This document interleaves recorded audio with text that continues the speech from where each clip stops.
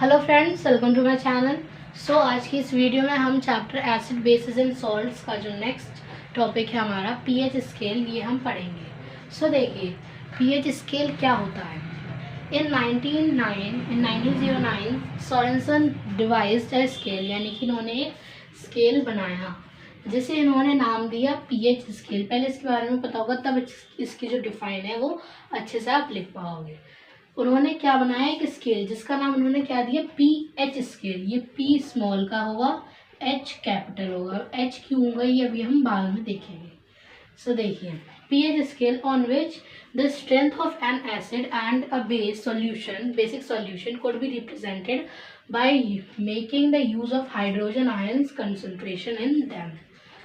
इन्होंने pH scale पर acid की स्ट्रेंथ देखने के बाद कि किसकी स्ट्रेंथ ज़्यादा है, कम है, कितने नंबर की है, वो इन्होंने स्ट्रेंथ देखने के बाद एक अपना स्केल बनाया।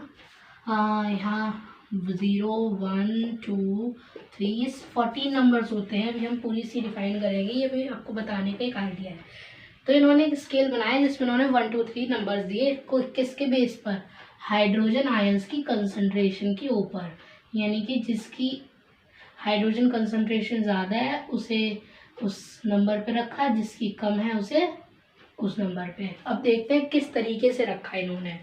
The pH of a solution is inversely proportional to the concentration of hydrogen ions in it। जितने किसी एक एसिडिक या बेसिक मीडियम में हाइड्रोजन आयंस होंगे, उससे उल्टा उसका नंबर होगा। मान लीजिए किसी का ज़्यादा है, कोई अब यहाँ पर लिखा है, इट मीन्स, इस वाली जो लाइन है यहाँ से यहाँ तक, इसका क्या मतलब है? It means that a solution having a high concentration of hydrogen ions has a low pH value. इसका क्या मतलब है? जिसकी ज़्यादा कंसंट्रेशन होगी हाइड्रोजन आयंस की, उसका कम पीएच वैल्यू होगी। यानी कि अगर किसी की बहुत ज़्यादा है, हाइड्रोक्लोरिक एसिड लेते हैं तो वो 1 होगी। ये इसके नंबर के हिसाब से तो बहुत कम है, लेकिन ये सबसे हार्मफुल है। तो यानी कि ये क्या है, इसकी सबसे ज़्यादा स्ट्रेंथ है। स्ट्रेंथ इसकी क्या है? ज़्यादा, यानी कि बढ़ी हुई स्ट्रेंथ है। लेकिन नंबर इसका कैसे आएगा? कम आएगा। क्यों? क्योंकि ये यहाँ पर इसने बताया ना कि हाइड्रोजन आयंस के उल्टा होगी। ज़्यादा है पीएच वैल्यू सबसे ज़्यादा, तो यानी कि सबसे स्टार्टिंग में आएगा, नंबर इसका कम रहेगा, पीएच वैल्यू इसकी कम रहेगी। ओके, सो देखिए, और ऐसा ही होता है यहाँ पे। मैं वैसे वाइस वर्सा भी लिख सकती हूँ, बट मैंने पूरा लिखा है। And a solution having a low concentration of hydrogen ions has high pH value. अब जिस सॉल्यूशन की कंसंट्रेशन लो होगी, यानी हाइड्रोजन आयंस जिसमें कम होंगे, उसकी पीएच वैल्यू ज़्यादा होगी। ओके, सो देखिए क्या होता है pH scale. The strength of an acid और a base is measured on a scale of numbers called pH scale. क्या होती है इसकी define? The strength of an acid and a base is measured by a scale of numbers called pH scale. उसे हम क्या कहते हैं? एक pH स्केल। अब इसमें नंबर्स कैसे होते हैं? The pH scale has values from the, next point है important, the pH scale has numbers from 0 to 14, 7 इधर 7 उधर। अभी आपको पूरा इसका डायग्राम बताया जाएगा किस टाइप का होता है। एंड ये प्योर नंबर होते हैं इसमें, और इन्हें इसकी कोई यूनिट नहीं होती। किसी आपने पीएच वैल्यू लिखी कि मान लो किसी की 7 है पीएच वैल्यू, तो आप उसमें कोई यूनिट लगाओगे, कुछ यूनिट नहीं लगाई जाती, ना यूनिट वगैरह लिखी जाती है, केवल 7 लिखी जाती है या कोई सी भी जो नंबर है उसका वो। And pH is a pure number, common लगाते हैं, pH is a pure number and it has no unit, इसकी कोई यूनिट नहीं होती है। अभी तक हम लोगों ने क्या पढ़ा कि एक pH स्केल होता है जिसमें नंबर्स होते हैं कितने तक, 14 तक। पूरा भी स्केल आपको बनाया जाएगा यहाँ पर, फिर आप देखना।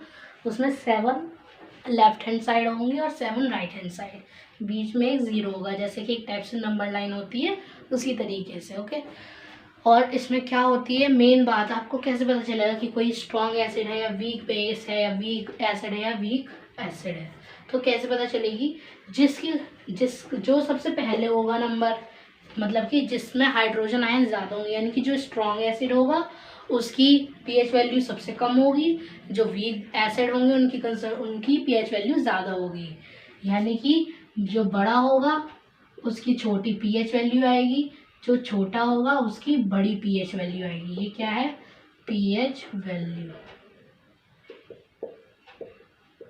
यानी कि इन्वर्सली प्रोपोर्शनल होती है हाइड्रोजन आयंस की कंसंट्रेशन के। अब पूरा हम स्केल बनाएंगे तब और अच्छे से समझ में आएगा आपको। तो देखिए फ्रेंड्स, ये हमारा pH स्केल है। तो इस तरीके से ये बनाया जाता है। इसमें बीच में 7 होता है, स्टार्टिंग नंबर 0, 1 से लेकर 14 तक बताया भी था, 0 से लेकर 14 तक इसमें नंबर्स होते हैं। 7 जो होता है वो न्यूट्रल होता है, क्योंकि ये दोनों के बीच में होता है। तो कोई सा, जैसे कि हम एग्जांपल लेते हैं, हम ड्रिंकिंग वाटर, जो हम लोग पानी पीते हैं नॉर्मल वाटर, वो न्यूट्रल होता है, ना ही वो एसिडिक होता है ना ही वो बेसिक होता है। तो वो क्या है, न्यूट्रल, यानी उसकी pH वैल्यू क्या है, 7। तो 7 बीच में रहता है, यानी कि न्यूट्रल रहता है। अब आपको बताया था जिन सॉल्यूशन में हाइड्रोजन आयंस की कंसंट्रेशन ज़्यादा होगी उनकी pH वैल्यू कम होगी, तो यानी कि वो क्या होंगे, स्ट्रॉन्ग एसिड्स होते हैं। तो देखिए स्ट्रॉन्ग एसिड्स यानी कि वो उनकी वैल्यू 0 से शुरू होगी, तो 0 से लेकर 3 तक इनमें हाइड्रोजन आयंस सबसे ज़्यादा होते हैं, तो pH वैल्यू गिर जाएगी, यानी कि pH वैल्यू कम हो जाएगी। तो 0 से लेकर 3 तक जो होते हैं वो स्ट्रॉन्ग एसिड्स होते हैं। फिर 4 से लेकर 6 तक हमारे पास वीक एसिड्स होते हैं, यानी कि इनमें थोड़ी थोड़ी फिर कम होने लगेगी हाइड्रोजन आयंस की कंसंट्रेशन। ये एरो दिखा रहा है कि यहाँ से 6 से लेकर 0 तक, इस एरो में, इस डायरेक्शन में हमारे हाइड्रोजन आयंस की कंसंट्रेशन बढ़ रही है, यानी कि स्ट्रॉन्ग एसिड्स यहाँ से बनना शुरू होंगे। इस तरीके से बढ़ेंगे, यहाँ कम होंगे सबसे कम, फिर थोड़े ज़्यादा बढ़ेंगे, फिर बढ़ेंगे, और ऐसे ऐसे सबसे ज़्यादा बढ़ जाएंगे। अब हम 7 से इधर चले जाएंगे राइट हैंड साइड में। तो देखिए 7 से इधर आते ही बेसिक शुरू हो जाएगा, यानी कि बेस जो है वो हमारे आने लगेंगे। अब बेस क्या होंगे, बेस में हाइड्रोजन आयंस की कंसंट्रेशन वैसे ही कम होती है, तो जिसमें सबसे कम हाइड्रोजन आयंस की कंसंट्रेशन होगी, यानी हाइड्रोजन आयंस की कंसंट्रेशन गिर जाएगी, तो pH वैल्यू बढ़ जाएगी। तो pH वैल्यू जिसकी 14 होगी, तो इसका मतलब क्या है, उसमें सबसे कम हाइड्रोजन है, और सबसे कम हाइड्रोजन आयंस है, तो इसका मतलब क्या है कि वो सबसे ज़्यादा बेसिक है। तो 14 से लेकर 11 तक हमारे पास स्ट्रॉन्ग बेसिस होते हैं, या फिर स्ट्रॉन्ग एल्कलीज भी कह सकते हैं इन्हें। एंड 10 से 8 तक वीक बेस होंगे और वीक एल्कलीज होंगे, यानी धीरे धीरे हाइड्रोजन आयंस की कंसंट्रेशन बढ़ने लगेगी, तो यानी कि ये कम हो जाएंगे। अब ये इस एरो की तरफ बढ़ा रहा है, यानी कि इंक्रीजिंग बेसिक नेचर। यहाँ कम बेस होगा, बेसिक नेचर होगा, थोड़ा सा बढ़ेगा, और इधर एंड में सबसे ज़्यादा होगा, यानी कि ये सबसे ज़्यादा बेसिक होगा नेचर में। क्यों, क्योंकि इसमें सबसे कम हाइड्रोजन आयंस होंगे, यानी कि हाइड्रोजन आयंस अगर कम हो जाएंगे तो pH वैल्यू बढ़ जाएगी, क्योंकि ये इन्वर्सली प्रोपोर्शनल होती है, बढ़ जाएगी। तो इसका मतलब सबसे लास्ट वाला 14 ये सबसे बेसिक होगा, यानी कि स्ट्रॉन्ग बेस होगा। ये हमारा pH स्केल था। फ्रेंड्स, इस वीडियो में इतना ही। अब आगे के जो टॉपिक है वो हम नेक्स्ट वीडियो में देखेंगे। Thank you.